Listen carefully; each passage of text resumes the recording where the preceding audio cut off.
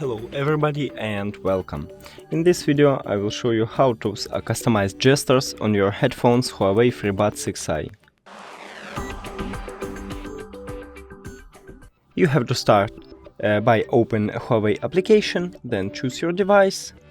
Now scroll down and click on gestures.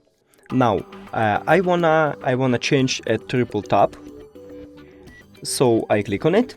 And then I want to change a right button, so I click on right button and I choose previous song. Previous song. Right here. And if I wanna change double tap, I click on it and then I choose left button and choose for it Wake Voice Assistant. That's it. Thank you for watching this video. If you found it helpful, please consider subscribing to channel and leave the like on the video. It's really important to us. See you later!